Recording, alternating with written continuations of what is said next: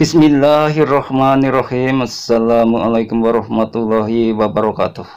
Salam jumpa kembali dengan channel Dunia Fana News. Singapura yang dahulu pernah berjaya menjadi rujukan utama untuk berobat di kawasan Asia Tenggara karena mempunyai sistem kesehatan dan teknologi yang canggih bertaraf internasional. Namun kini posisi tersebut perlahan tapi pasti mulai diambil alih oleh tetangga dekatnya, Malaysia.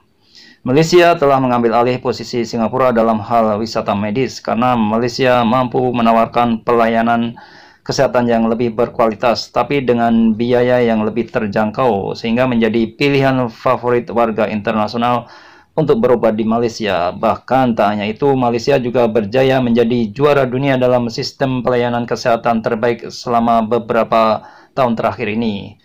Fakta-fakta itu tentu membuktikan bahwa Malaysia telah mengungguli Singapura di bidang kesehatan. Ada sebuah situs dari Singapura yang bernama Singapore Business Review yang memberi gambaran penting tentang betapa jauh lebih terjangkaunya biaya medis di Malaysia daripada di Singapura. Dalam artikelnya yang bertajuk Singapore's Medical Tourism Ambitions Falter as Malaysia Steps Up, yang artinya ambisi wisata medis Singapura goyah seiring langkah maju Malaysia. Malaysia menawarkan biaya operasi yang lebih kompetitif dengan biaya bypass jantung hanya sebesar 14.000 US dollar dibandingkan dengan Singapura yang berbiaya 23.000 US dollar. Kebangkitan Malaysia sebagai pusat pariwisata medis regional datang dengan mengorbankan Singapura yang dengan cepat kehilangan pangsa pasar ke tetangganya yang mampu menawarkan perawatan kesehatan yang lebih murah dan penghematan yang menarik bagi wisatawan, menurut Maybank Kim Eng.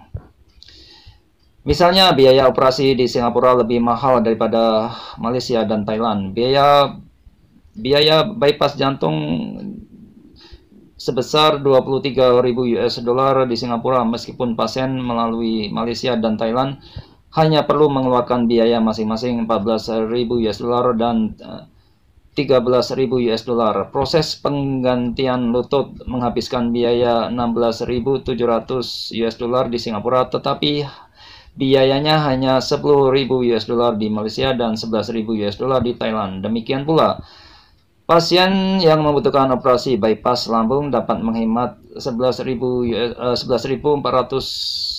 US dollar jika mereka pergi ke Malaysia, di mana biaya operasinya mencapai 8.600 US dollar dibandingkan dengan 20.000 US dollar di Singapura dan 16.700 US dollar di Thailand. Jadi memang Malaysia jauh lebih hemat dan efisien dalam biaya medisnya dibandingkan dengan Singapura. Tagihan rawat inap swasta di Singapura telah tumbuh sebesar 9% selama periode 2007 hingga 2017 dan melampaui 4,9% pertumbuhan tagihan rawat inap kelas A sektor publik, menurut analis Lai Jene Lee. Inflasi medis yang cepat mendorong Kementerian Kesehatan untuk menerbitkan pedoman patokan biaya yang lebih mengikat untuk prosedur bedah. Dalam laporan terpisah, Aun memperkirakan inflasi medis di Singapura mencapai 10% pada akhir 2019, melampaui tingkat inflasi umum 1% dan rata-rata global 8%. Dokter dan perawat di Singapura juga menikmati gaji yang lebih tinggi dibandingkan dengan rekan-rekan mereka di Malaysia dan Thailand, kata Lai.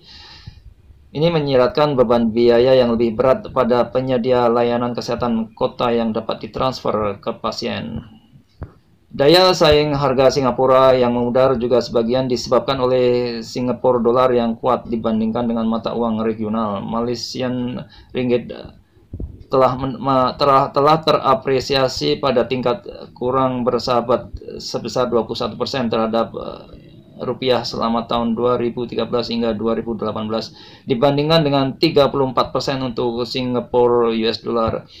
Kedepan, tim mata uang Maybank memperkirakan Singapura dan rupiah menjadi Singapura dolar dan rupiah menjadi 2% lebih rendah pada akhir 2019 dan 2018. atau maksud saya pada akhir 2019 dibandingkan dengan 2018 yang lalu.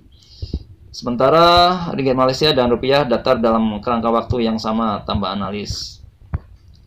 Meningkatnya daya saing biaya di Malaysia membawa berita buruk bagi Raffles Medical Group, tetapi menjadi pertanda baik bagi Mahkota Medical Center HMI di Malaysia karena keduanya memulai rencana ekspansi agresif dalam perlombaan untuk memenuhi pertumbuhan kemakmuran, peningkatan pengambilan asuransi, pergeseran demografis usia yang lebih tua, dan beban pada sistem perawatan kesehatan publik menurut Lai. RMK juga kehilangan pangsa pasar dari pemain kelas atas seperti IHH. Di Singapura, pertumbuhan pendapatan RMK telah tertinggal dari operasi IHH di Singapura sejak Q2016. Kami percaya salah satu alasannya mungkin karena rumah sakit IHH Singapura seperti Mount Elizabeth dan Glen Eagles mungkin lebih efektif dalam menarik pelanggan yang tidak elastis terhadap harga, katanya.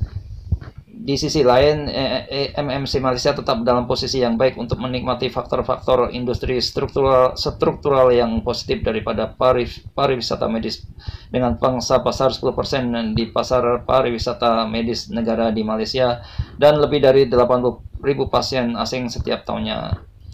Dari sudut wisata medis, kami lebih menyukai prospek HMI daripada RMK, katanya. Dalam hal ini HMI Malaysia daripada RMK Singapura, tambahnya. Dalam jangka panjang kami terus percaya bahwa Malaysia akan terus mendapatkan pangsa pasar wisata medis dari Singapura, terutama dari wisatawan medis Indonesia. Indonesia telah menyumbang lebih dari 60% penerimaan pariwisata medis wisatawan medis untuk Singapura dan Malaysia masing-masing.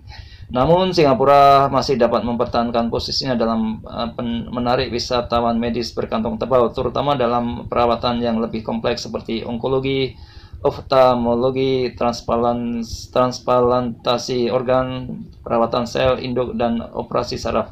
Namun dinamika ini diatur untuk menguntungkan penyedia layanan premium seperti IHH daripada RMK yang menargetkan pasar massal medis. Demikian info dari channel Dunia Fana News. Terima kasih atas perhatian Anda semuanya. Wassalamualaikum warahmatullahi wabarakatuh.